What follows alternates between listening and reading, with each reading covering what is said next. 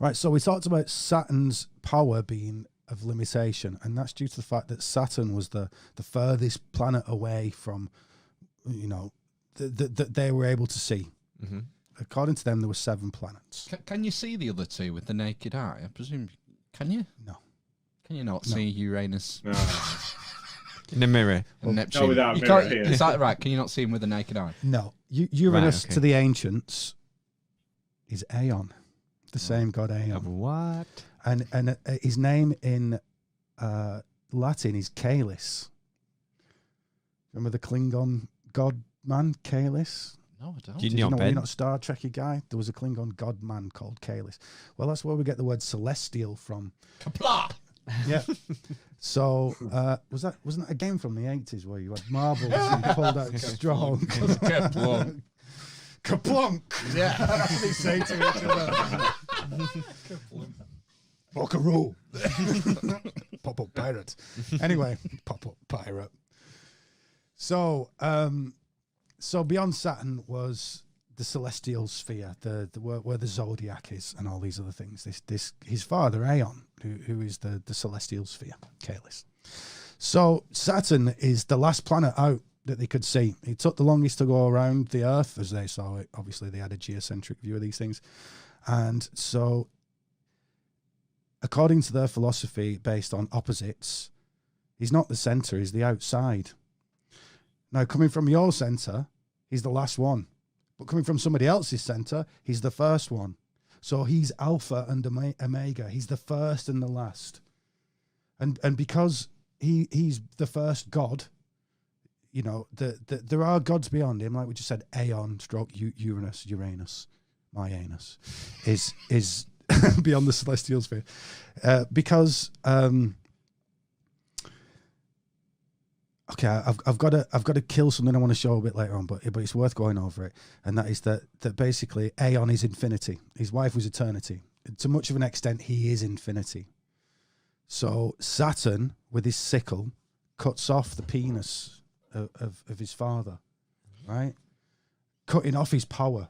That's his power source. It's all symbols. This. Mm-hmm. So it cuts off it, and cutting off the power of eternity is time. You got a beginning and the end.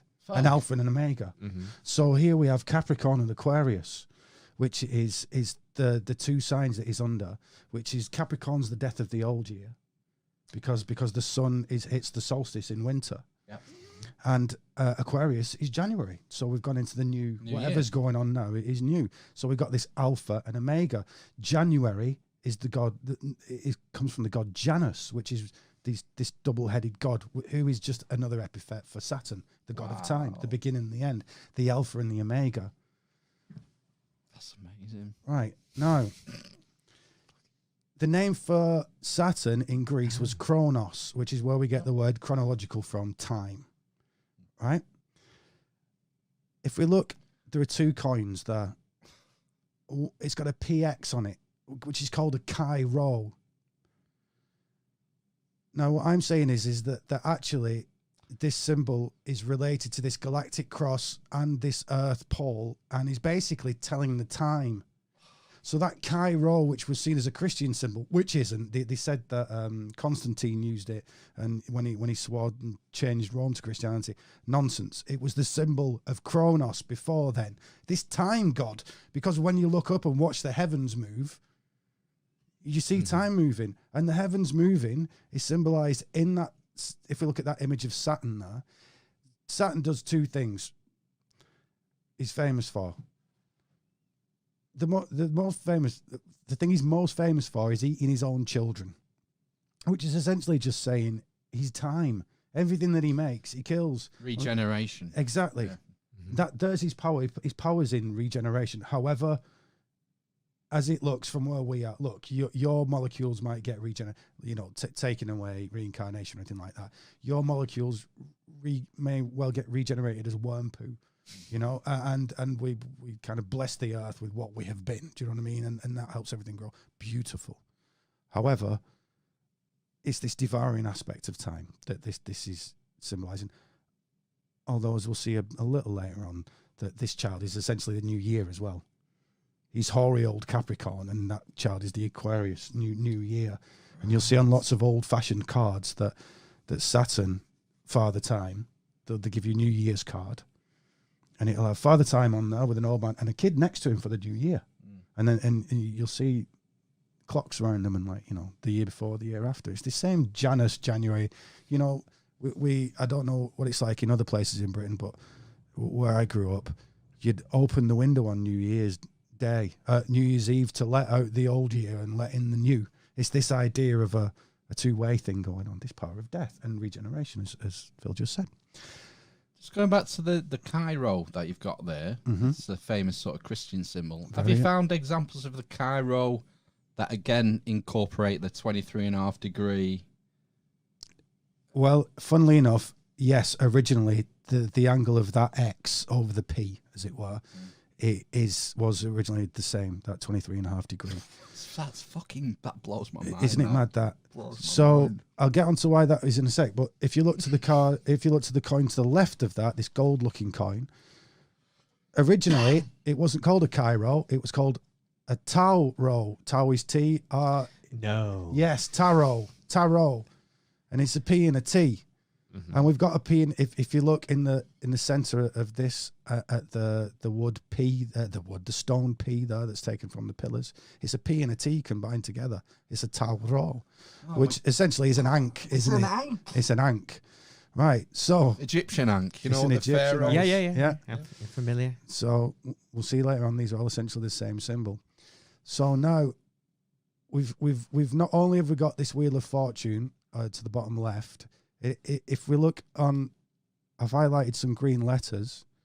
Oh, I tell you what, it's a slightly older image. This, if we go around this, so if it's kind of tough to see because some of it's in shade. But if we look at the very bottom, it says DCLX there in purple. I'll point to it for you guys. Yeah, but it's at the very, it's at 6 o'clock on the wheel.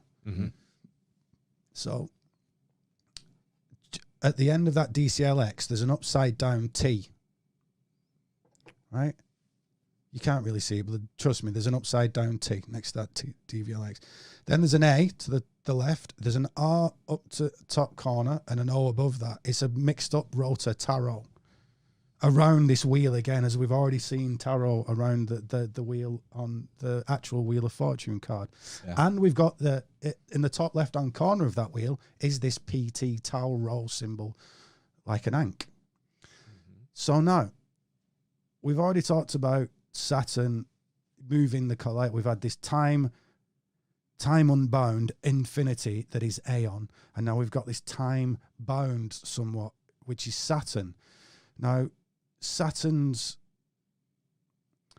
scythe is basically cutting down the year. It's cutting down the seasons. It's cutting down the harvest. It's cutting down your life. It's the thing at the end. It's the Grim Reaper's scythe. Death.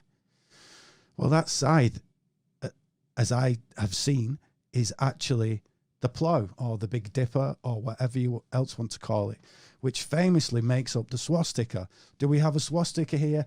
Yes, we do. We have this triple swastika that looks like the Isle of Man, legs walking around a central point, which essentially is the pole star in the centre and then the plough going around it, which is Saturn having one leg and walking around with his scythe cutting down it's time. We're talking about time. Wow. Something special about time.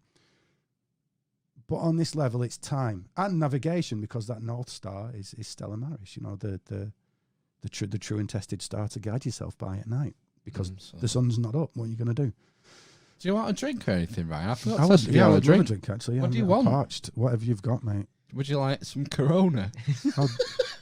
I've already, go on. Yeah, I'll have a dose of that, yeah. Is that Harvest Ale gone, yeah?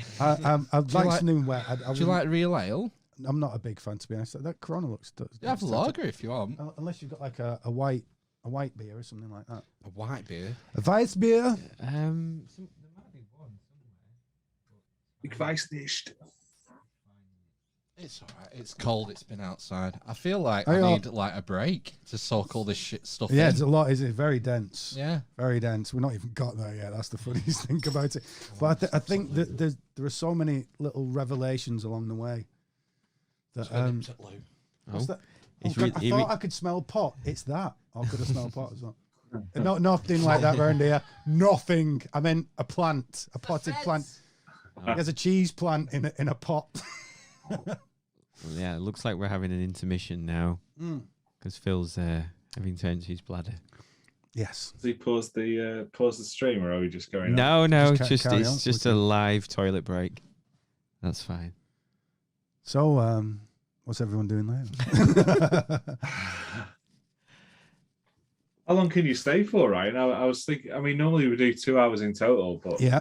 I mean, like I can say it stay for as long as it needs. But I was saying maybe we can split it up, or I mean, because yeah, I don't even know what slide we're on.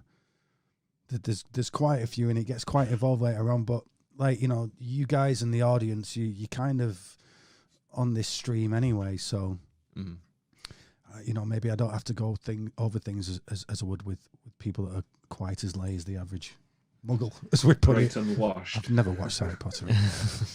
The great unclean, the useless eaters, as the elites call them. Us, me. I think we're all in that club, Ryan. Useless eaters. Absolutely. I'm proud of it. I'm really good at eating. So am I. I get it all in my mouth and everything. Okay, so hello everybody. I was just making sure Ben was, done that trick with you paint your eyelids and you lie on with that. eyeballs.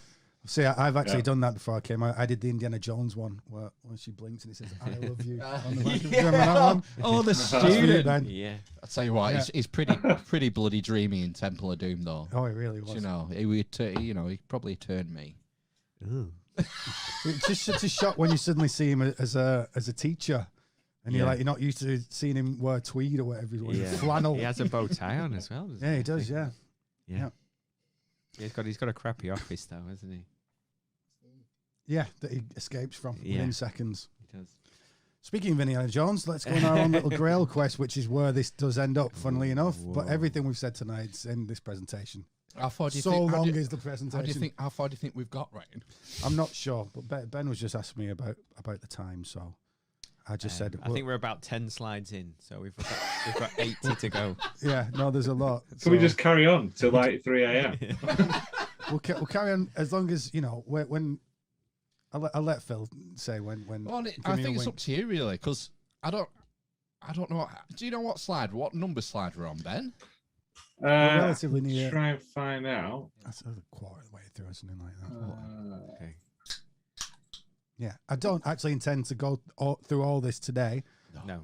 However, let's just see what happens and just whenever you guys start thinking it's time to call it quits, give me a nod and a wink. And Let's plow on. Yay! We're on about 20-ish, I think. Oh, right, okay. Okay, we're not So doing maybe, too bad. yeah, maybe 10 more. To get more fun as to go through. Believe me. Right. Fucking better than any of Chris Whitty's done, and I tell you, Right. his bloody slide Oh, yeah. shows. Oh, Sorry, okay, Ryan. Sorry, Ryan. That's all right. Carry on. So let's just recap this page. We just said basically the Cairo symbol, that PX, is actually a symbol for Chronos. Chronos means time, essentially. And I'm saying that PX is made up of this galactic cross and general time reading implements. That P at the top is actually Saturn's scythe and the plough, also known as the Great Bear. Arthur's chariot. It's called lots of things. Arthur's wain, I think is an old word for a chariot. And it's also Father Christmas's sleigh as well, because he lives near the North Pole, doesn't he? Mm. So we've said that this is symbolizing Saturn by his one lame-leggedness, and that scythe, which is essentially the plough, which looks like a scythe cutting down the year or the seasons, because Saturn's major function is that he puts limits on things. If it didn't die, nothing would live, because it would be eternal. Right, so a few more of Saturn's functions that will help us to get where we're going, because this is going to get a little psychological. So if we look at the Wheel of the Year, the Wheel of the Zodiac in the top left, it says day at the very top of it with the symbol for Jupiter. And that's because essentially Jupiter, being positivity and expansiveness, rules the day. And the ruler of the night is Saturn, because he's limitation and negativity and all these other things, emission. So everything on the lower half of that cross, the green and the blue, is ruled by Saturn, but more so the blue area, which is the winter. Yep. In the zodiac, there are certain planets associated with certain signs. You'll hear people say, "Oh, Capricorn's ruled by Saturn." Well, Capricorn is ruled by Saturn, and that's because we're really talking about psychological functions here. And those psychological functions associated with Saturn are described by Capricorn and Aquarius. So I'll skip giving you an analogy for that one, just to move things on a little bit. But trust me, each pair of planets that is owned in inverted commas by a planet is a psychological function. Right. As Jung said, this is the repository of everything that the ancients had learned, and because they're a bit more in touch with their right hand creative brain, the unconscious mind, that they were naturally placing what's in there up there, because as above, so below. So Saturn rules Capricorn. That's the end of the year. That's when winter solstice happens. Winter solstice, basically, the sun is seen to die. It dies because it doesn't move anywhere in the sun. It rises in the morning to a limp-wristed extent and then just deflates back down again.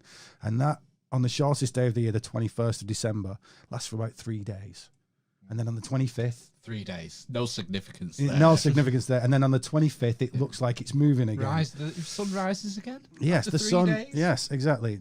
Well, that would be Easter, but they switched it around because it would look so suspicious.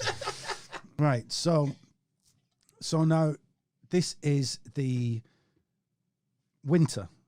It's the night. Now, if we put this in a psychological context, we already said dark night of the soul, but it's sleep, it's dreams. So as Jupiter is related to the daytime sun, he's the lord of the day. The lord of the night is the midnight sun.